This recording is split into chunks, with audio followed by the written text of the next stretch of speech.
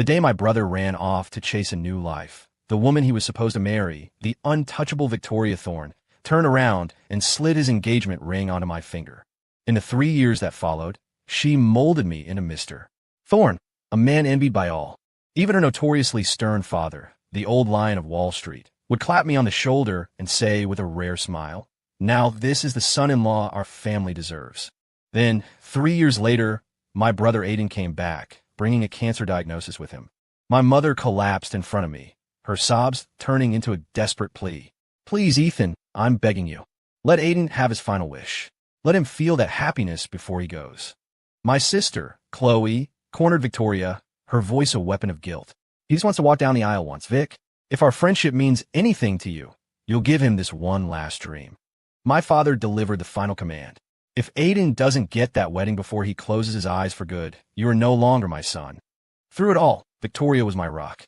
She pulled me into a hug in front of everyone, her voice firm, giving me all the strength I needed.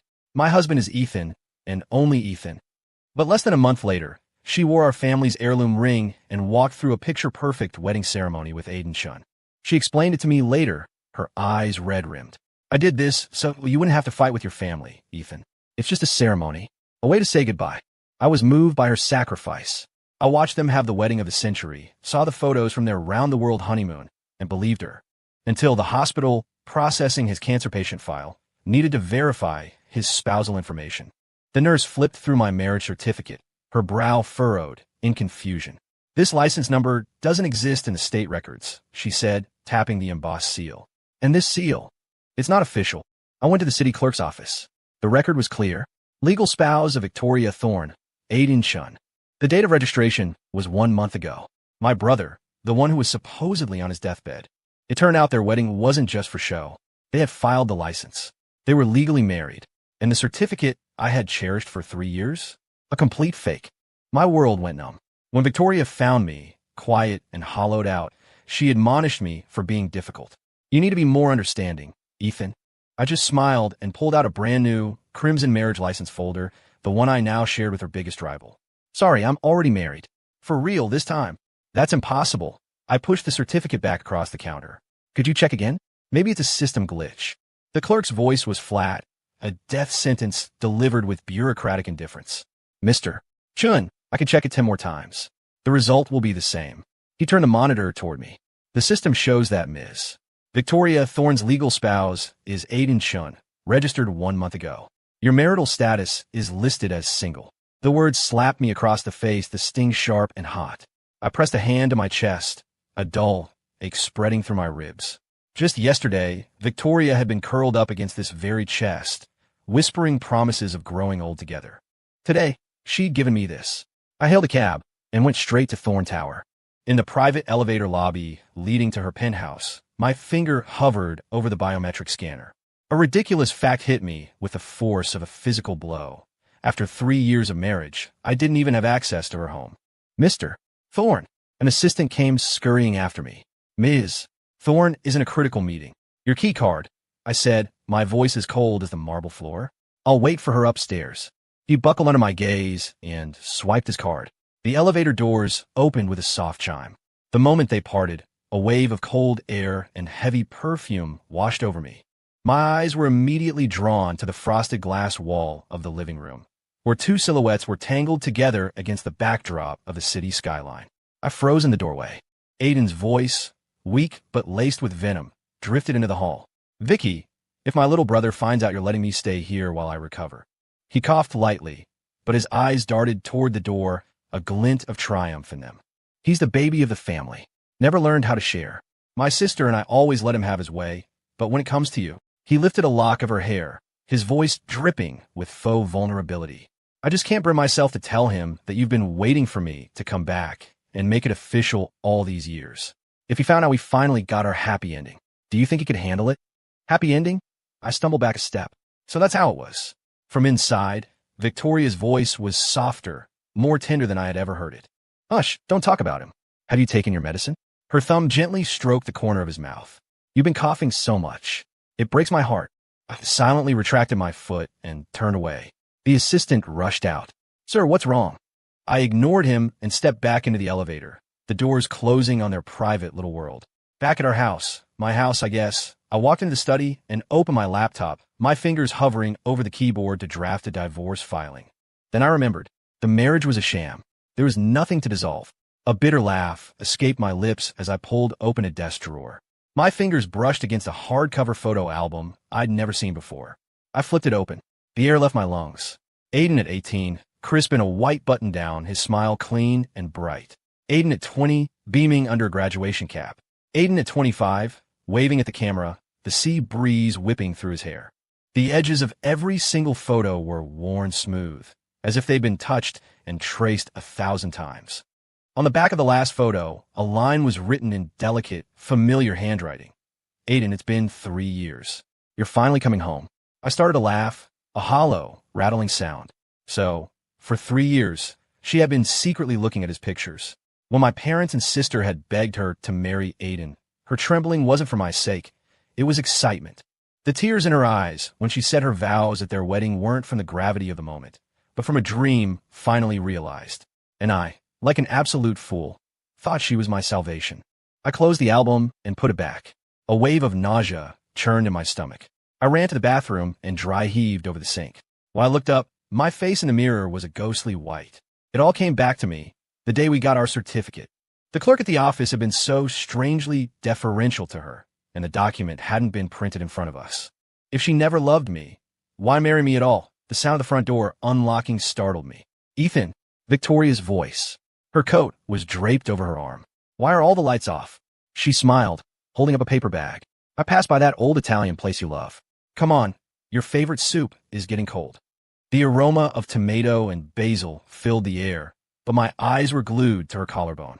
A dark, angry hickey, a love bite, stood out like a splash of blood against her skin. I took the soup from her and let out a small, mirthless laugh. What's so funny? She asked. Nothing, I said, stirring the soup. It just feels like I'm a prop in some twisted game you two are playing. Her brow furrowed, but before she could speak, her phone lit up on the counter. The lock screen notification was a glaring beacon. Hubby. It wasn't me. My hand shook and hot soup sloshed onto my pajamas. Victoria gasped and grabbed for a napkin as her phone clattered to the floor. She snatched it up, quickly pressing the side button to blacken the screen. Pretending I hadn't seen, she smoothly changed the subject. My assistant told me you stopped by the penthouse today. I kept stirring my soup, my silence an invitation. I wanted to see how she'd spin this. You probably saw for yourself. It's not the right environment for someone recovering, she said calmly. Aiden is moving in here the day after tomorrow. The spoon hit the side of the bowl with a sharp clink. I suddenly felt pathetic. I had actually thought she might feel a shred of guilt. The master bedroom is more spacious. It'll be better for him, she said, adjusting the hem of her skirt as if discussing the weather. You can move into the guest room for a while. While I didn't respond, she took my silence as agreement. Also, there's a charity gala next week. The family is auctioning off a few pieces. I'll send you the list. She paused. Aiden wants to go. He was asking if he could borrow that custom Starry Night tuxedo of yours. He can have it all. I interrupted, looking up with a smile. The patient comes first. Her expression flickered for a second. Then, relief washed over her face. She smiled, leaning in to kiss me. I turned my head. Her lips met the empty air. Ethan, she sighed, annoyed. Are you still upset? She rubbed her temples. I'm doing this for you. Do you want me to just stand by and watch you get disowned by your entire family? You should appreciate the sacrifice I'm making. What a sacrifice. The sacrifice of getting a marriage license with her one true love. The sacrifice of a passionate afternoon in her penthouse. Yeah, I heard myself say, my voice numb. You're right. Those 3 words pleased her. Her features softened, and she turned to go to the bathroom, satisfied. The moment the shower started, her phone lit up again. I stared at the blinking screen, and like a moth to a flame, I reached for it. Messages from Aiden were flooding in. Vicky, my last wish is to have a real honeymoon with my princess. A trip around the world. Look, I made an itinerary myself. I tapped open the file he'd sent. I scrolled through the pages. A sunset suite in Santorini. A candlelight dinner beneath the Eiffel Tower. A private breakfast on a gondola in Venice. They were all the places she had once promised to take me. Trips that never happened. My fingers started to tremble uncontrollably. All these years, I was just a cheap substitute. A placeholder she filled with the same sweet nothings. The same empty promises to ease the ache of not having him. I thought back to my own rushed wedding. No photos, no honeymoon. Just a quiet dinner with her family at their estate. She hadn't even accepted the bouquet I'd gotten for her. But she'd sworn to me that one day we would have a grand ceremony to make up for it. A promise she brought up again and again, only to be shelved because she was always too busy. And now, this impossibly busy woman was dropping everything to personally attend to every detail of her new husband's life, from the wedding plans to the honeymoon. It turned out you could always make time. I just wasn't worth making it for. I locked the phone and placed it back on the counter, my fingertips ice cold. 3 years of my life, fed to the dogs. When Victoria came out, wrapped in a towel, I was clearing the soup bowls. "Ethan," she said, wrapping her arms around my waist from behind. "Let the housekeeper get that. Didn't you text me earlier? You said you had something important to tell me." I forced a smile, my hand instinctively going to my stomach, which had begun to ache again. I was lying. The next day, a calendar alert chimed on my phone. Thorne family dinner. I'd always had a deep respect for Victoria's parents. No matter how absurd our marriage had become, I couldn't be disrespectful to my elders. I splashed cold water on my face, trying to wash away the exhaustion from a sleepless night. When I arrived, the ornate door to the Thorne estate was slightly ajar. I reached for the handle, but my hand froze. Sitting in my seat at the head of the table was Aiden. He was wearing a crisp white shirt, sleeves rolled up, sipping soup that Victoria was holding out for him. "This is good for your stomach, Aiden. Have some more, Mr. and Mrs." Thorne watched him with gentle, approving smiles. There was no trace of awkwardness. I remember my first dinner here. Mr. Thorne had made me stand by the wall and serve the entire family before I was allowed to sit down and eat their cold leftovers. Victoria had simply said, "Big families have their traditions. I'm sorry you had to go through that." Apparently, traditions were only for the ones they didn't favor. My fingernails dug into my palms, but I felt nothing. I turned to leave. "Ethan." Aiden looked up, his surprise perfectly feigned. "You're here. Come, sit down." Every head at the table swiveled in my direction, their gazes like daggers. Victoria strode over and grabbed my wrist. "What are you doing here?" "I shouldn't be," I asked, a bitter laugh escaping my lips. "My parents think we're divorced." My head whipped around to face her. So, I was the only one trying to maintain a shred of dignity, the only one worried this farce would hurt her parents. They all knew, and they had all approved. There was no reason for me to stay. "I don't feel well. I'm going home." "No," she said, her grip tightening. "Aiden asked you to join us. If you leave now, he'll get the wrong idea." "Victoria," my voice trembled with rage. "Ethan Chun," she snapped, her eyes as cold as if she were looking at a stranger throwing a tantrum. "You show up here unannounced. Do you think I don't know what you're trying to pull?" Her words struck me dumb. Across the room, Aiden began to cough violently, a dramatic, racking display, as if he were about to draw his last breath. Victoria instantly dropped my arm and rushed to his side, not even glancing back as I stumbled. Aiden spoke, his voice frail. "Ethan, are you still mad at me? If you leave, it means you can't forgive me." Victoria's face hardened. "Ethan, sit down." I didn't move. She gave a subtle nod. Two of the household security guards stepped forward, grabbing my shoulders and forcing me down into a chair at the far end of the table. "Show some class," Victoria hissed. "Don't embarrass everyone." I let them hold me there, the pain long since turned to numbness. Seeing that I wasn't fighting back, she gave my hand a patronizing squeeze before returning to Aiden's side, fussing over him with devoted care. I was an outsider, shoved into a corner. I could hear Victoria's cousins snickering. Some people hold on to a title for 3 years and still mean less than someone who's been back for 3 days. Seriously, my cousins wanted a divorce forever. She was just trying to be nice about it. Aiden's so much better for her. He's stable, classy.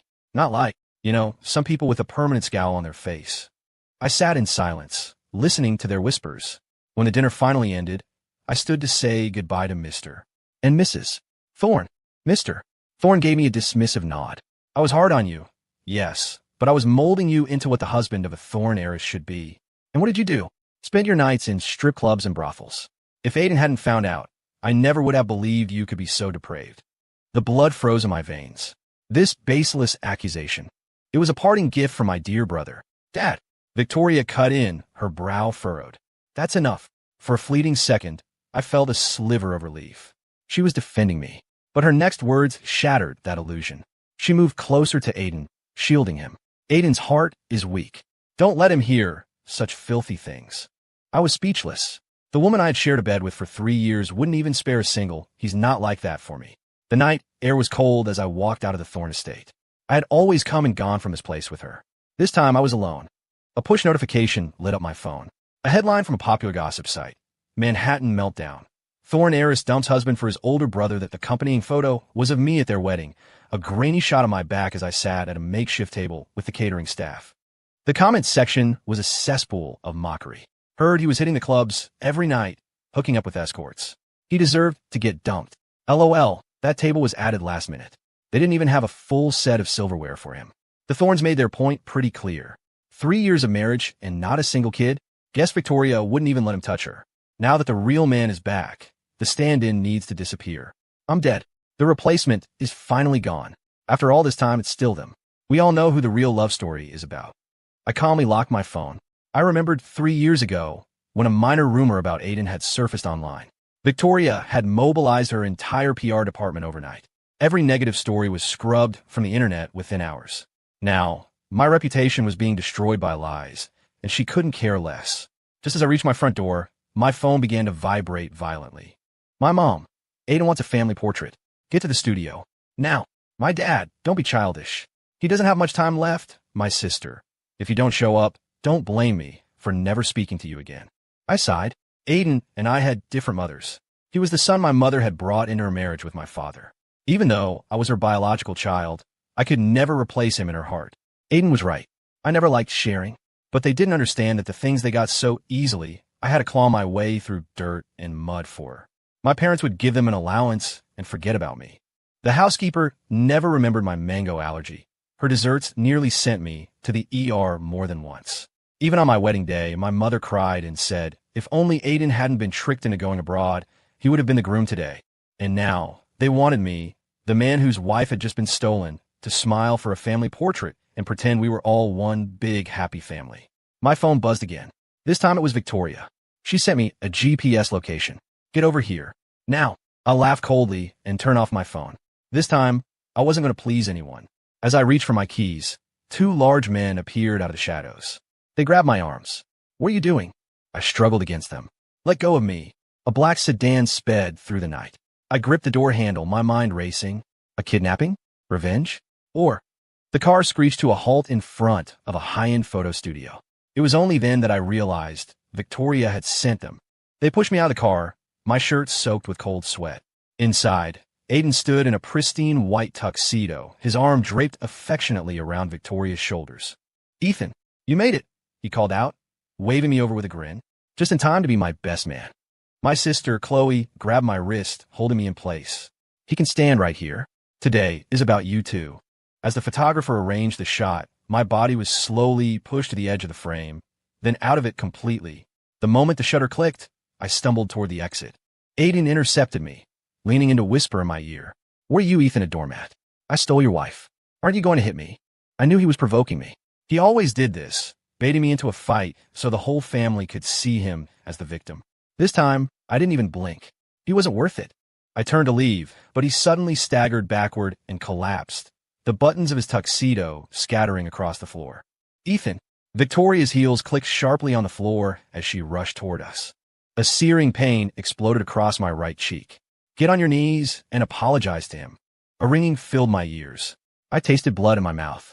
The fall had been so sudden, and a sharp, stabbing pain shot through my ribs. Vicky, I realized something was terribly wrong. I clutched my stomach, doubling over. It hurts. Take me to the hospital. You get one slap, and now you're acting like you're dying? Victoria sneered. Aiden has late-stage cancer, and he's less dramatic than you. You're just like you were as a kid, Ethan. Always so theatrical, my mother said, glaring at me. Aiden's time is running out. Can't you just let him have this? My sister grabbed a fistful of my hair, forcing my head up.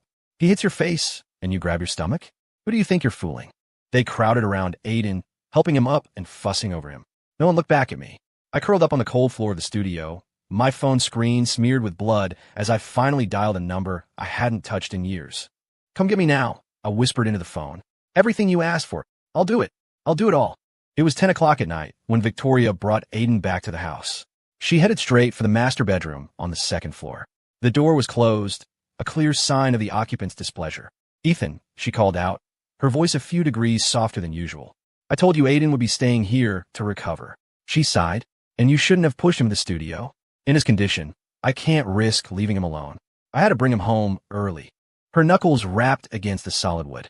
I told you before, you'll need to move into the guest room for a few days. She was cut off by Aiden, who began coughing violently beside her.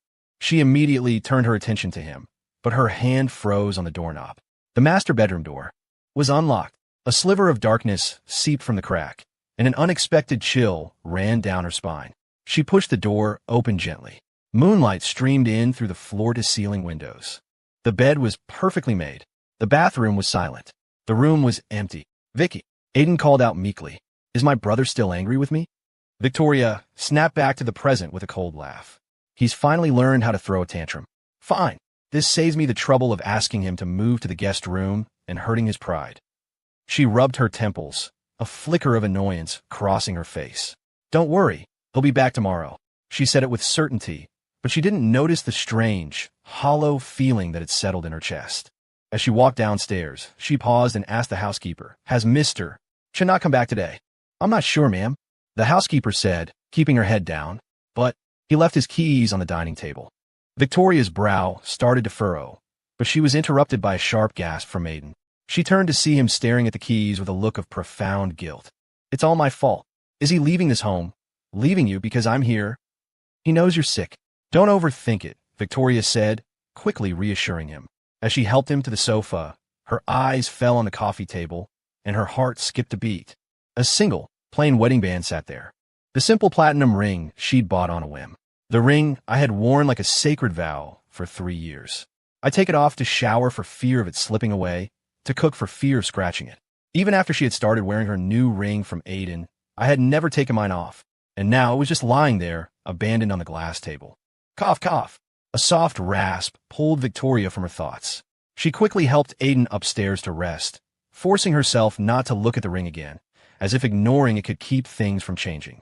The next morning, Victoria woke, her voice still rough with sleep. "Ethan, I have that international conference today. I need to wear—" She stopped mid-sentence. She'd almost forgotten. I had left. For 3 years, every morning she was home, I would have her outfit for the day ready before she even asked. But today, the man sleeping beside her was the one who needed to be taken care of. His face was handsome in repose, but for some reason, she found she had no interest in admiring it. She got up and went to the walk-in closet herself. As the motion sensor lights flickered on, one by one, she was startled to find that half of the closet was completely empty. "Vicky." Aiden was leaning against the doorframe, a silk robe hanging loosely from his shoulders. "I was checking flight information." He was saying something, but his words were a distant buzz. She stared at the empty hangers and bare shelves, her mind a blank. Her thoughts drifted back to the day Aiden returned. The whole family was pressuring me to give her up. I'd angrily shouted that it wasn't fair. Later that night, I had started packing a bag in a similar fit of anger, ready to leave. But I'd stayed, all because she'd said, "I'm craving those dumplings you make." I had put my bag down and gone straight to the kitchen. But this time, I had left without a sound, as if nothing in the world could hold me back. "What do you think of the plan?" Aiden asked, waving his phone excitedly. Victoria blinked, returning to the present. "The Maldives? Can your body handle that?" "My doctor says my levels have been stable lately." A faint smile touched his pale lips. "Please, just grant me this one last wish." She hesitated, then nodded. "That evening, my mother called. Aiden told me everything." Her voice was warm and affectionate. "You two go and enjoy the Maldives. As for Ethan—" "Mom." Aiden snatched the phone away.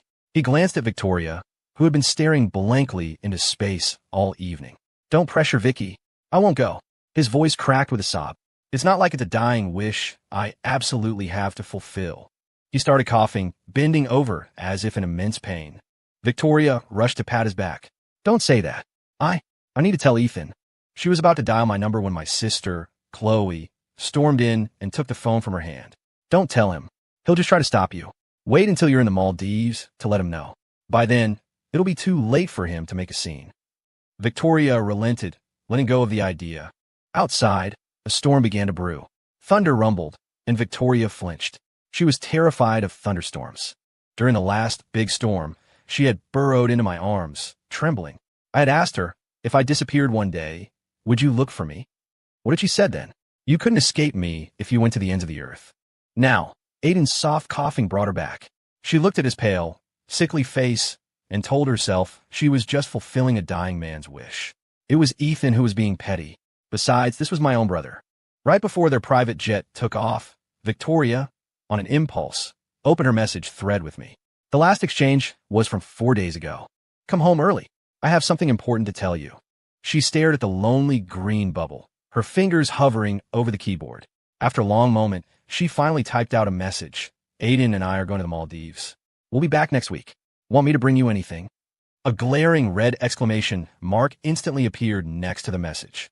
Victoria's hand froze. She'd been blocked. Vicky. Aiden came over, wrapped in a cashmere scarf. His eyes flickered over her phone screen before he quickly looked down. Is Ethan still mad at me? His voice trembled. It's all my fault. If it weren't for this stupid body of mine. Don't be ridiculous, Victoria said, locking her phone. The interruption shattered her moment of unease, and the trip began as planned. But she couldn't shake the feeling of distraction. At the hotel, Aiden immediately grew more intimate. Vicky, he whispered, his breath hot against her ear.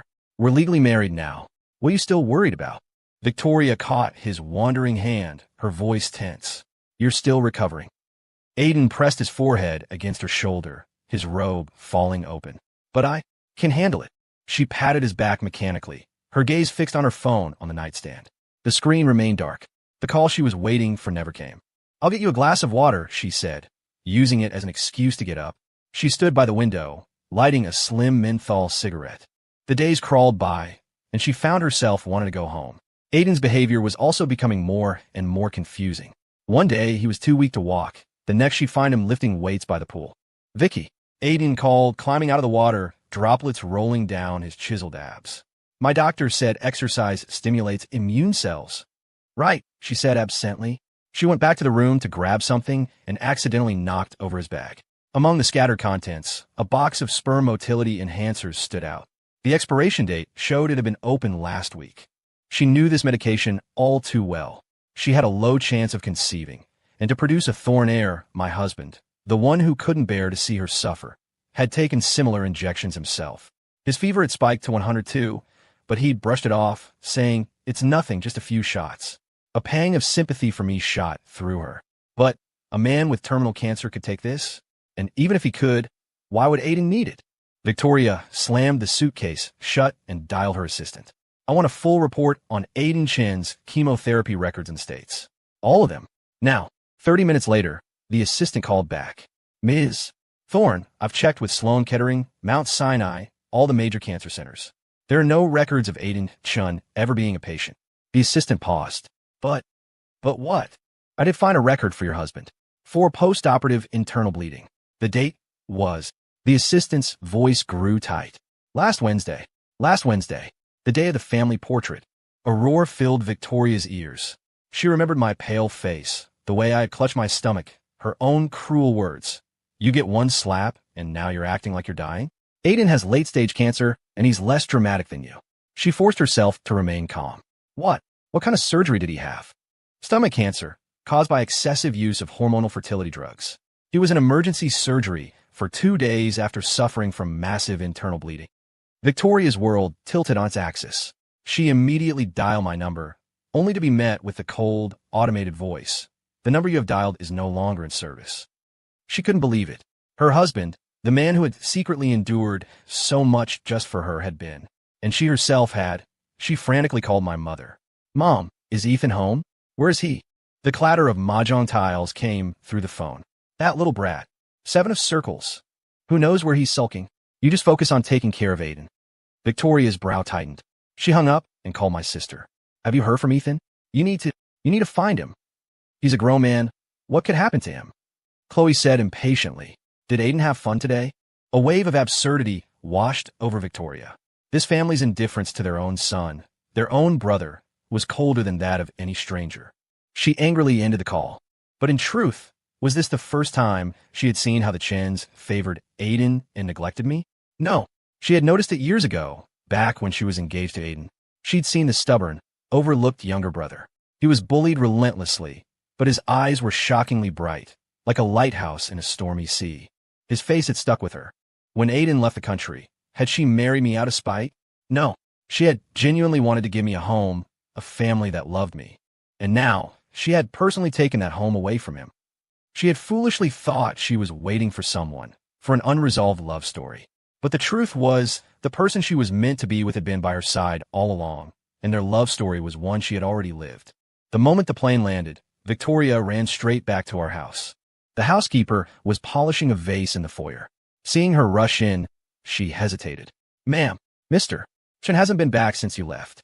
Victoria stopped short, then turned and headed back out the door. She pulled open her car door, then froze again. Where would she go? To the Chins? That family had left me home alone with a 104-degree fever while they all went on vacation. Why would they care where I was now? She scrolled through her contacts to the very bottom, only then realizing with a jolt that she didn't have the number for a single one of my friends. For 3 years, the entire focus of my life had been her. "Ms. Thorne," the driver asked cautiously. "Where to?" As the engine roared to life, her father called. "Since you're back, get to the auction house immediately. The Russo family has been making too many moves lately. I need you there to show our strength." She was about to protest when her mother grabbed the phone. "So you finally decide to come back? I had someone look into that nightclub rumor. The security footage shows Ethan was never there." Her mother's voice was indignant. "I knew the son-in-law I picked wasn't that kind of person.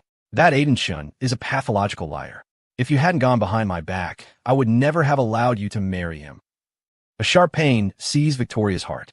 She had slept next to me for 3 years. How could she not have trusted me? But she'd been so worried about exposing Aiden's lies and worsening his condition that she hadn't even said, "He's not like that." She had let the tabloids run wild with fabricated evidence. How hopeless my Ethan must have felt then. She moved through the world in a daze. She didn't even realize she'd arrived at the auction house until the auctioneer presented a magnificent jade dragon ring. It was then that she remembered how much I loved collecting jade. She was about to raise her paddle. 3 million. The familiar voice caught Victoria's attention. She turned her head and saw Sophia Russo, lazily holding up a numbered paddle. And beside her, dressed in a sharp, forest green mandarin collar shirt, was the man who had consumed her every thought. A relaxed smile played on his lips, one she hadn't seen in a long, long time. "Ethan!" She rushed toward me, tripping on the thick carpet and landing hard on her knees. "Ethan, you're here. I'm back. Come home with me." I looked down at her, my expression as calm and detached as if I were looking at a stranger. The absence of love or hate in my eyes was a deeper wound than any anger could have been. "Ethan, what's wrong?" "It's me." "In what capacity are you asking me to go back with you, Ms. Thorne?" I asked with a soft, almost tired laugh. The color drained from Victoria's face. "You know, I'm sorry, I can explain." Her voice trembled. "I'll divorce him immediately. The 1-month cooling-off period is all it will take." She reached for my hand, but Sophia intercepted her.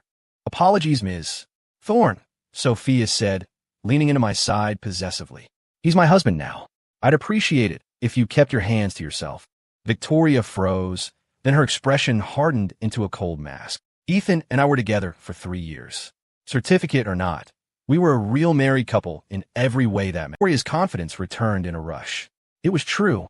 Sophia had pursued me once, but only because I'd done her a favor at a party, warning her that her drink had been drugged. She'd wanted to repay the debt, so she'd agreed to help me fend off my family's attempts to marry me off for business by pretending to be my relentless suitor. But then Victoria Thorne, the one woman in New York who wasn't afraid of the Russos, had appeared. After Aiden bolted, she turned on a dime and offered me a way out. I'd always envied Aiden, always believed that anything he had must be the best. I didn't love Victoria, but I didn't dislike her either. Desperate to escape my family, I'd said yes. The irony was that Sophia's pursuit had been real. If I'd given her a nod back then, she would have married me in a heartbeat. Instead, I chose Victoria, who duped me with a fake certificate for 3 years. Now, it was time to give the right person the security she deserved. I pulled the new, crimson marriage license folder from my jacket pocket. "I'm sorry," I said, my voice clear and steady. "This time it's a real marriage, with a real certificate." On the photo inside, my lips were curved in a slight smile. Sophia was beaming. Victoria's vision swam. She heard Sophia deliver the final blow. "By the way, you should really look into why Aiden ran off 3 years ago." Sophia leaned in and whispered in Victoria's ear, "The man who made me wait 3 years for my husband? I dug up everything on him. It's a much dirtier story than you think." On stage, the gavel came down. Sophia stood, and in front of everyone presented the jade ring to me. The investigation revealed everything. Aiden had taken an $80 million bribe to leak the proprietary data for Thorne Industries' new green energy division. Victoria finally understood. From the very beginning, She had been a fool in their game. The man she had poured her heart out to, the man she had waited 3 years for. He had almost bankrupted her family's company and had systematically destroyed her relationship with me. Ms. Thorne, her assistant, said hesitantly. Mr. Chun is holding a press conference. He says he wants a divorce, but he's demanding half of your assets. Victoria said nothing. She did nothing. She just drifted through the city like a ghost, appearing wherever I might be. She stood in the rain outside the Russo building until late at night. When a security guard offered her an umbrella, she just shook her head. He has to see me. At my favorite coffee shop, she slid a file across the table, her hands trembling. I started a foundation in your name. You always wanted to help those kids in Appalachia, right? When I got up to leave, she blocked my path, her eyes red-rimmed. Ethan, let me atone for what I did. But I was tired. I didn't even look at her. One day, I was with Sophia at a bridal boutique for her dress fitting. The consultant pointed toward the front window, where a shaky figure was peering inside. I turned and saw Victoria, clutching a bottle of liquor, her bloodshot eyes fixed on Sophia in her wedding gown. My first instinct was to stand in front of Sophia, shielding her. Just focus on the dress. It looks beautiful. Seeing this, Victoria burst through the door. Your phone, she rasped, her fingers shaking as she pointed at my phone on the table. Where's our picture? The lock screen was a photo of Sophia and me, skiing in Switzerland. I calmly picked up my phone. Ms. Thorne, looking at someone else's phone is an invasion of privacy. The words seemed to pierce right through her. She staggered back, and the bottle slipped from her grasp, shattering on the floor. I don't believe it, she choked out. 3 years. I can't lose to her. I just made a mistake. I was a victim, too. Aiden didn't just lie to me. He lied to everyone. Ethan, give me one more chance. We can get divorced together. We can go get a real license, please. The shop owner, not recognizing the famous Victoria Thorne, saw only a drunk woman harassing her clients and had security escort her out. I went back to helping my wife with her dress, completely unfazed. As the heavy glass doors swung shut, Victoria's voice still managed to slip through the gap. Ethan, I'll make it right. You just wait for me. Her obsession grew like an invasive vine. A week later, Aiden was taken to a private hospital where he was injected with a cocktail of drugs. Victoria stood outside his room, watching through the glass as he went from struggling to withering away, until a doctor finally confirmed the diagnosis. Late-stage lymphoma. Does it hurt? She asked him through the glass. More than it hurt, Ethan. You liked pretending to have cancer, didn't you? Well, now you can live out the rest of your life with it. Under her relentless assault, the Chun family business collapsed into bankruptcy. My sister was arrested for corporate fraud. My parents knelt before me, crying and begging. We were blind. We were fooled by that monster for 20 years. Please, save Chloe. If you go back to Victoria, you can save your sister, save our family. I just laughed and held a press conference to publicly disown them. Even if it wasn't legally possible to sever blood ties, I wanted the entire world to know I would pay the legally required minimum for their care and not a penny more. When Victoria learned that I would rather disown my family than go back to her to save my sister, she finally realized she had no leverage over me anymore. Later, Sophia and I had the wedding of the century, broadcast live across the globe. The news of Victoria's car accident came late that night. I stood outside the ICU, looking through the glass at her body, tangled in a web of tubes and wires. She didn't last long. The nurse couldn't pry open her tightly clenched right hand. She looked at me for help. I think, this is for you. It was a birthday card, soaked through with blood. I opened it. Her elegant handwriting was smeared and blurred. Ethan, I was so lucky to have met you. It was dated on the first birthday she had celebrated as my wife.